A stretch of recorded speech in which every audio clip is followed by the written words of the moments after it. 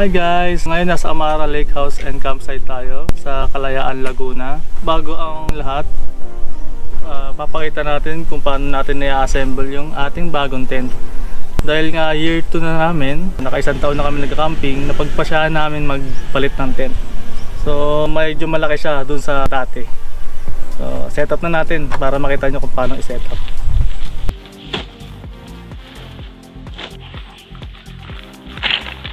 Ayan guys, nabuo na natin yung mga pole. So mas madali na natin mag-setup itong Vidalido Punsan. Yun ang brand name ng ating tent ngayon. Nagawa siya sa Malaysia. So nabili lang namin siya sa online store. So meron siyang dalawang variant, isang large saka medium. Saka meron siyang dalawang kulay, isang khaki saka black. So yung pinili natin kulay is yung khaki. Papakita natin guys ngayon, ito yung mga pole. Guys, yung binili nga pala nating tent, sinamahan ko na siya ng ground sheet.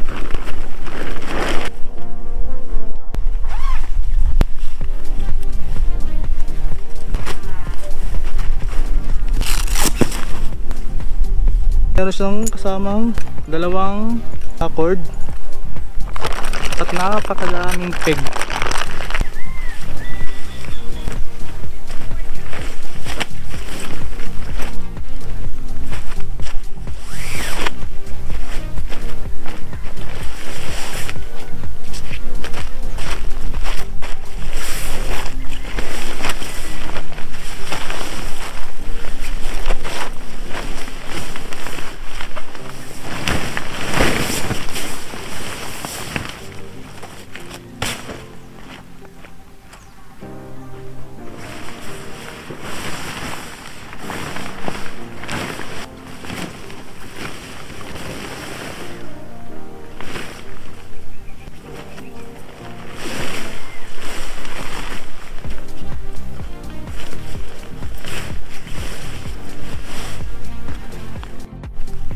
So ang una natin ilalagay guys, nasa ibabaw. So meron siyang mahaba at isang maikli na manipis. So dito yan, may mahaba. Yan. So nakakuros siyang ganyan. Hindi itong maikli dito sa gitna. Para di tayo malito guys. Papasok mo natin dito. Yan.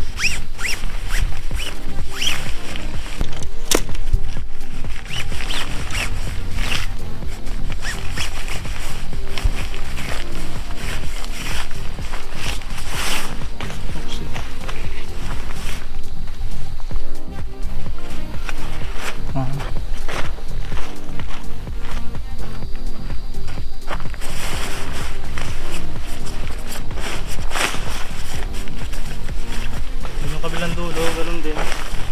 Kunin nyo rin itong block. Tapos itong maliit na butas.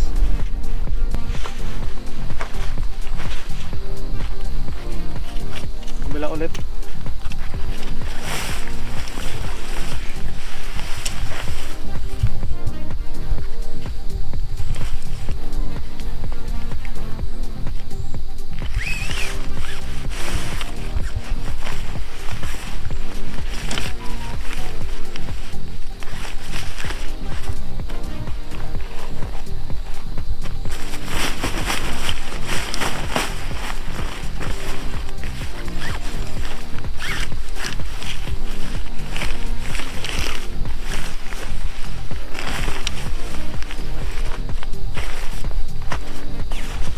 Ulit guys, sa dulo, hanapin niyo ulit yung maliit na butas, pasok mo dito.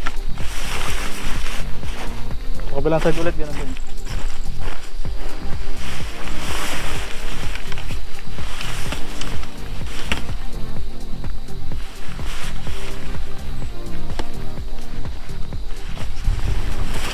So, medyo nagkaroon na siya ng forma, di ba? So lalagyan natin ito nasa gitna.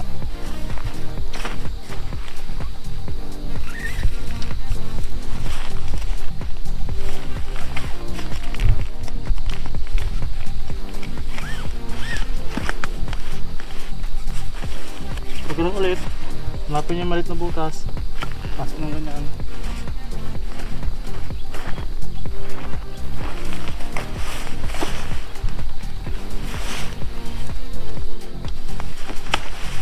Yan. So next natin is yung mga nasa gilid. Kung ilalagay nyo itong mga nasa gilid, kailangan nyo ng kasama kasi lulundo siya. So bigay nyo kasama yung isa.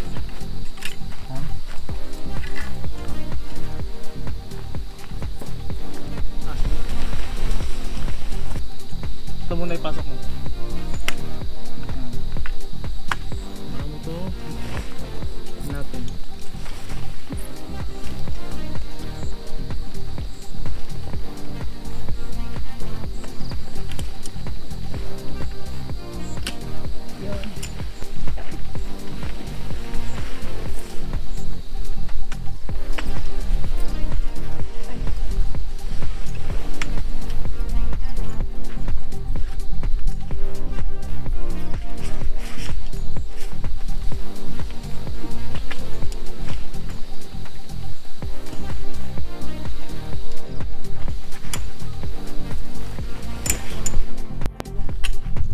Makikita nyo guys, meron siyang kulay pula.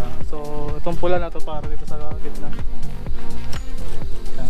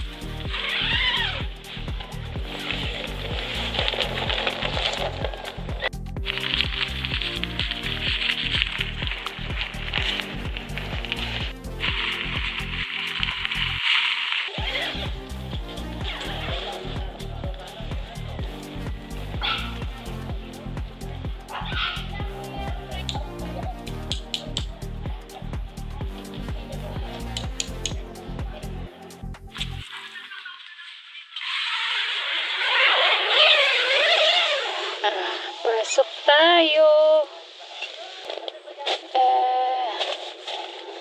Meron siyang harang. Buksan mo.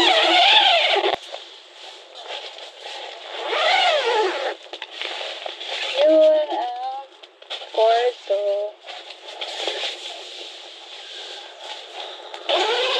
Bintana pa.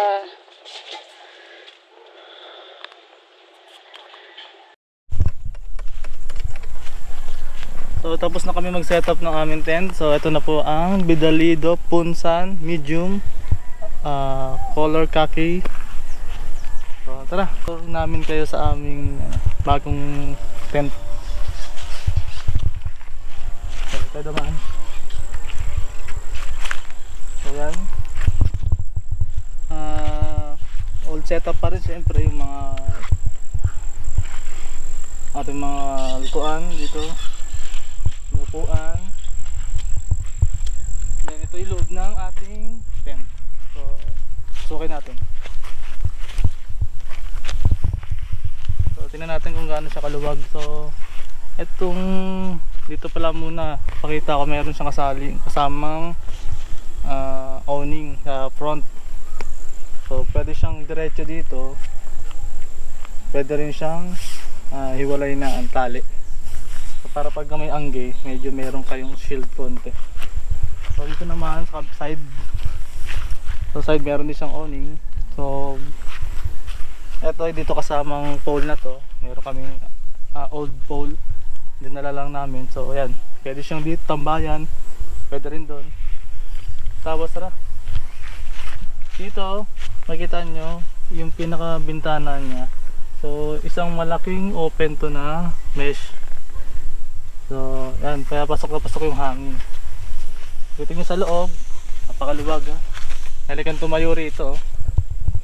So dalawa siya, pwede siyang isang buong ganito, good for 6 person. Ito yung bedroom nyo, dito yung sala. So pagka umuulan, dito na kayo kumain, pwede. So meron siyang divider. Yan. So kung matutulog na kayo, pwede nang isarado to. Ayan.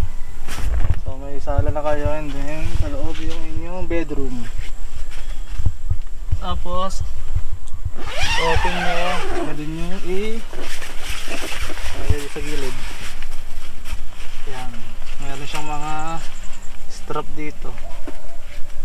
So ito rin, meron din sa gilid, may mesh din yan. So inopen lang namin para medyo pumasok yung hangin. So itong taas din, pakita mo yung taas. So yung taas din niya, mesh din to. Kaya yung ventilation niya ng hangin yan, mas maraming ventilation, mas malamig kasi. So dito sa loob ng bedroom, tara, pasok tayo. So dito sa loob ng bedroom, meron din siyang mesh na bintana. So pwede rin yung takpan yan, ayan. Tinakpan nyo yan. Meron na kayong privacy. So kung gusto nyo pumasok yung mahangin galing dito sa so, pwede nyo tupiin. Ang naganda na ito, pag pinupin nyo siya, nilagayan siya ng pinagtupian nyo, may bulsa. Dito rin meron din siyang mesh dito sa ilalim. So para medyo may hangin kayo, papasok dito sa loob. Kung ayaw nyo naman i-open yan, pwede rin yung isara.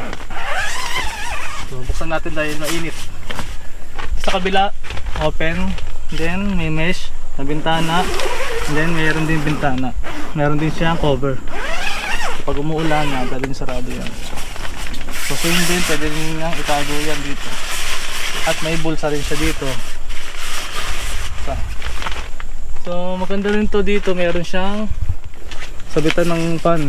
Ayan, sa gitna nga lang. Ayan. So kung nasa gitna yan, yung pan nyo is gesso like tatama siya. Ayan, tatama siya. So need nyong mag-extend ng another cable o kaya yung ano hanggang dito para so nga lang tatama sa ulo nyo. So siyempre kung matutulog lang naman kayo, pwede na dyan. So yun lang ating Vidalido Punsan tent tour. So ang next video natin is ang camping na natin dito sa Amara Lake House and Campsite. So karami tayong mga kasama dito mong camper mamaya. Ay bukas pala. Dahil 3 days 2 nights kami, Friday pa lang nandito na kami. So bukas ang dating nila. So tatlo lang kami nandito ngayon na creators. So bye bye!